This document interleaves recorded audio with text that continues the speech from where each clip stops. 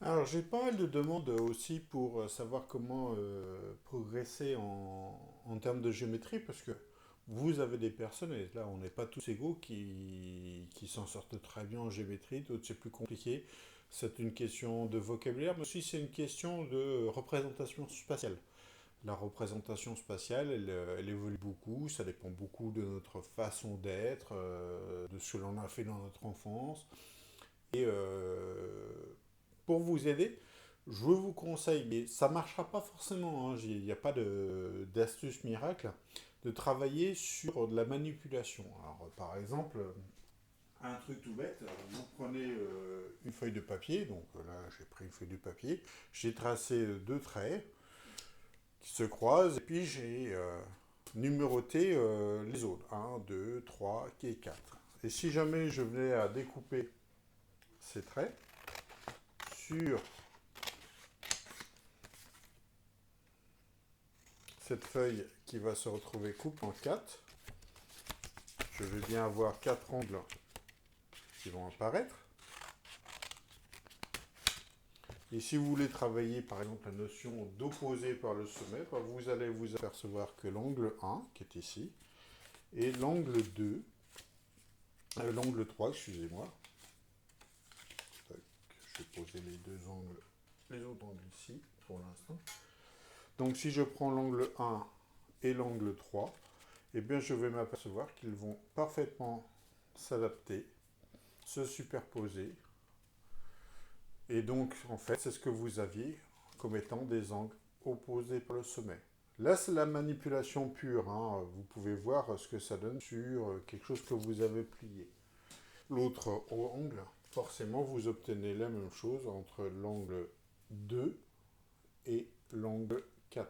Ils sont parfaitement superposés. Donc, vous pouvez vraiment travailler ça. Ce qui est assez intéressant, c'est que vous pouvez les retourner aussi et vous apercevoir que ça marchera aussi. C'est-à-dire que cet angle, si je le retourne, il va aussi parfaitement s'adapter. Donc c'est voilà, c'est de la manipulation. Autre manipulation possible, alors là c'est un jeu que moi j'avais acheté, mais en fait vous trouvez sur internet plein de tutos. Donc c'est ce jeu-là où l'objectif est de refaire des formes avec des carrés, des triangles, petits, grands, des parallélogrammes. Donc forcément, si je pars d'un triangle tout bête, je peux me percevoir que je peux mettre un plus petit triangle en contact de l'hypoténuse. Je peux me percevoir que bah, du coup, rien ne m'empêche de mettre un parallélogramme alors ici. Et que si je mets un parallélogramme là, je vais pouvoir mettre ce triangle-ci à tel endroit, etc. etc. Donc là, il existe des tutos, vous pouvez faire ça avec du carton, du papier, des petites planches de bois assez fines, de l'isorel ou autre.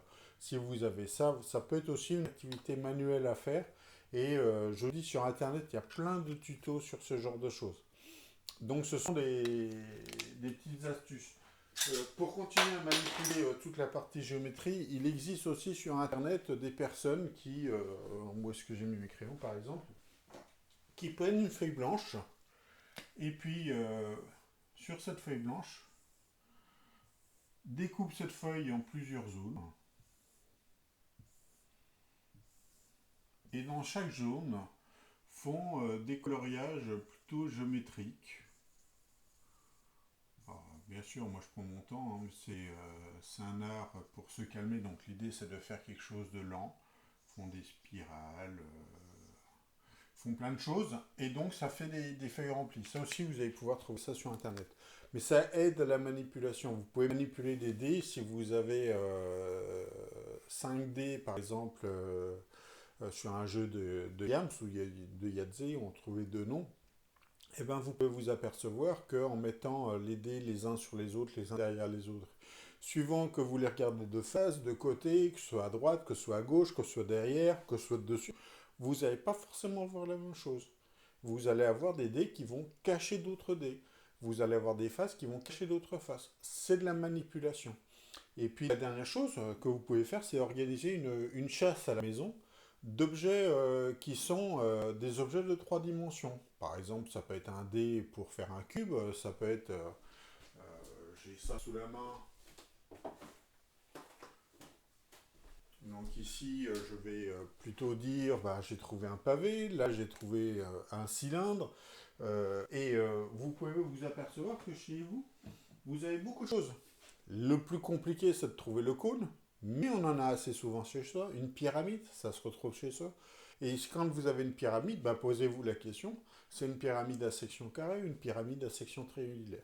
Donc toutes ces choses-là peuvent vous permettre de progresser en termes de géométrie et d'appréhender. Mais finalement, la géométrie, c'est quand même quelque chose que l'on doit plutôt toucher.